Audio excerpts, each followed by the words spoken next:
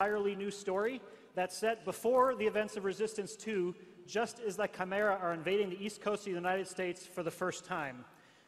We also, of course, have a brand new hero. This is Tom Riley. We're waking up in a makeshift morgue in the Ellis Island Research Facility.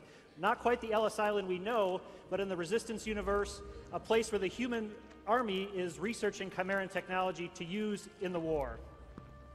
Tom is a fireman, a typical New York City fireman who's swept up in events, and the story takes him from humble hero to folk hero of the entire Resistance. And of course, he has his typical fireman's tools at his disposal. Right, so Tom Riley's weapon of choice is the fire axe, and you can easily access that using the R button. But the other thing we can do is taking advantage of the PlayStation Vita, we can actually put a virtual button on the front screen so that fire axe is always available. A great thing with the Vita is the dual analog sticks. You can't say it enough. As soon as you pick up the controls, anyone that's played a Resistance game before will feel immediately at home. All the buttons are where they should be. You can just pick up and play. And of course, axing crates is one thing, but axing the Chimera is a hell of a lot more fun. So we bring back some classic enemies like this Chimeran hybrid, but we also introduce new enemies later on of all shapes and sizes. We also introduce new weapons. Here we have a CFG, or a cluster fire gun, a new piece of Chimeran technology, and Frank will find some willing targets and put it through its paces. All right, so we've got some drones here. Using the L button, you can iron sight in, take them out pretty easily. But no Resistance weapon would be complete without some alt fire capabilities. Taking advantage of the front touchscreen, I can lock in some targets, fire some homing rockets.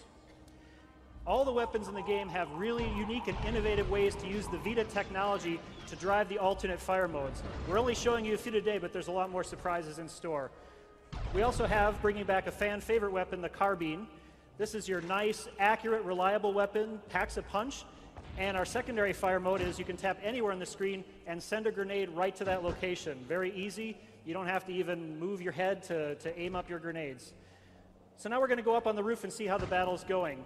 The events of this game really put you in the midst of these chaotic first few days where the Chimeran are tearing through the human population.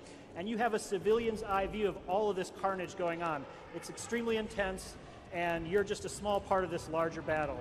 You can see the New York's battle's not going too well, but we're going to do the best we can up here on the roof. The weapon wheel, of course, a familiar feature for Resistance fans, now can be also driven by the touch controls.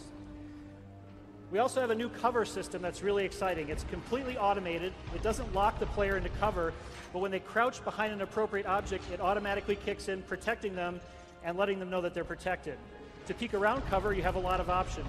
You can use the 6-axis controls to peek over cover just by tilting the machine. And you can also automatically peek by using the iron sights or the fire button. And as soon as you want to exit cover, simply stand up and you're out. So, taking advantage of the front virtual buttons as well, we can quickly throw a grenade. We can press, hold, kind of cook it, get a nice air burst. One more time.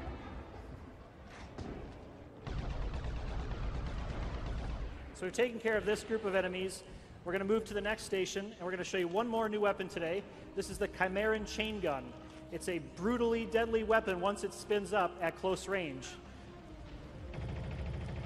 So now that Frank's fully armed and we're throwing him into a pretty intense battle sequence here, we're going to see how he can do, see if he can survive this one without dying this time.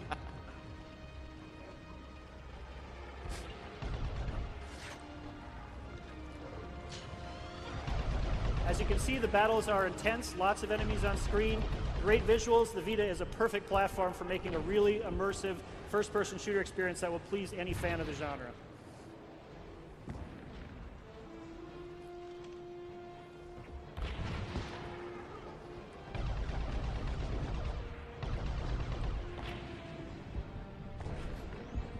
So it looks like the Chimera have a little trick in store, trying to burrow into the inner sanctum of the human labs here.